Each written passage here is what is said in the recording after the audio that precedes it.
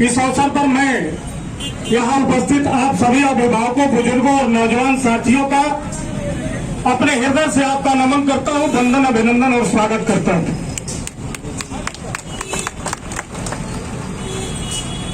जैसे कि आपको पूरी जानकारी है कि 2020 के विधानसभा का चुनाव का आगाज है। आज कार्यालय का उद्घाटन है।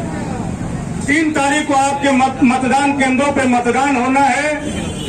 10 तारीख का आपने जो अपना स्नेह, समर्थन और आशीर्वाद जो देना है, 10 तारीख का उसका परिणाम आएगा। और परिणाम के बाद इस बिहार में 5 साल के लिए एक सरकार बनेगी जो इस बिहार की आम जनता की समस्याओं के समाधान के लिए प्रयास करेगी। इस बिहार की जनता को विकास के रास्ते पे आगे ले जाने का प्रयास करेगी। 5 साल के लिए इस बिहार का जो भविष्य होगा वो उस सरकार के हाथों में होगा और वह भविष्य का जो दारोमदार होगा वो 3 तारीख के मतदान से तय होगा। इस चुनाव में आपके सामने विरोधी भी हैं, लेकिन मैं आपसे कहना चाहता हूं कि 2005 के पहले का भी बिहार देख लीजिए। बिहार ही नहीं, पूरे देश में इस बात की चर्चा थी कि बिहार अभी कभी बदल नहीं सकता, बिहार अब सुधर नहीं सकता। हमको अपने बिहारी कहने पर भी हमको शर्म आती थी। लेकिन 2005 के बाद आपने अपना स्नेह, समर्थन और आशीर्वाद दिया। भारतीय जनता पार्टी के सहयोग से बिहार में सरकार बनी और सरकार बिहार को विकास के रास्ते पे आगे लेके बढ़ने का प्रयास किया। लेकिन मैं पूछना चाहता हूं कि जो हमारे विरोधी हैं वो ये आरोप लगाते हैं कि बिहार में जो सरकार चल रही है उस सरकार को हमें हटा देना है और हटाना इस हद तक है। यहाँ आपके बीच में माले के प्रत्याशी, मैं पूछना चाहता हूं, अगर आपके सामने जाए तो आप भी पूछिए उनसे कि आपका एक देश का कार्यकर्ता था जिसका नाम चंद्रशेखर कुशवाहा था। आपने अपनी सभा के लिए सिवान में उसे बुलाया था और उसे सिवान में राजद के हत्यारों ने उसकी हत्या की थी। आपने संघर्ष किया था। आपने चंद्रशेखर कुशवाहा की मूर्ति गोपालगंज मोड़ पे लगाया था। आप उसका जन्मदिन मनाते थे। जिस दिन उसकी शहादत हुई थी आप शहादत दिवस मनाते थे। क्या कारण हुआ कि आपने उन हत्यारों के साथ समझौता किया और आप उसके साथ वोट मांग रहे हैं? क्या कारण थी? कहाँ गई शहादत उसकी, उस चंद्रशेखर कुशवाहा की?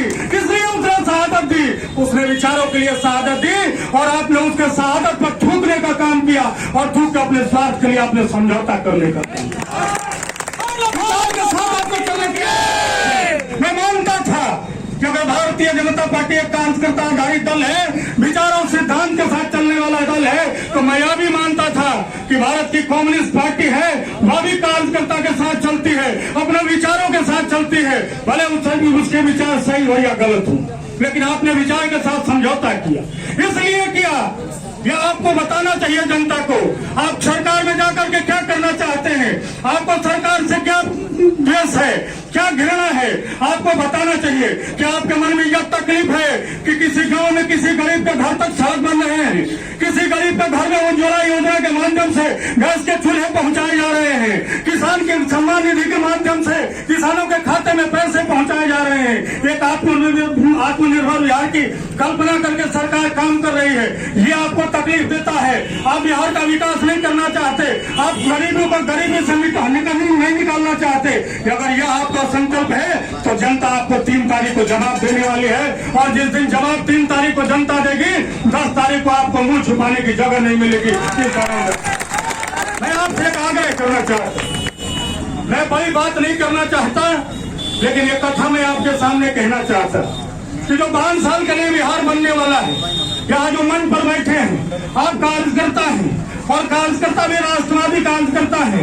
आप राष्ट्र को मजबूत करना चाहते हैं, इस देश को स्वावलंबी और स्वाभिमानी बनाना चाहते हैं, बिहार को भी आप विकास के रास्ते पे आगे लेना चाहते हैं, इसलिए आप प्रयास करते हैं राजनीतिक दल के कार्यकर्ता होने के नाते। मैं आपसे आग्रह करना चाहता हूँ कि 5 साल का जो बिहार होगा वो 5 साल में जब आपका बच्चा होगा, अगर गलती से भी आपने गलत कर दिया तो आपका बच्चा आपसे पूछेगा, अपने भविष्य के विषय में पूछेगा, आप जवाब नहीं दे पाइएगा। इसलिए मैं आपसे कहना चाहता हूँ एक कथा के माध्यम से। एक जंगल था, बड़ा भयानक जंगल था, और उस जंगल के किनारे से एक नदी बहती थी। एक दिन उस जंगल में बड़ी भयानक आग लगी।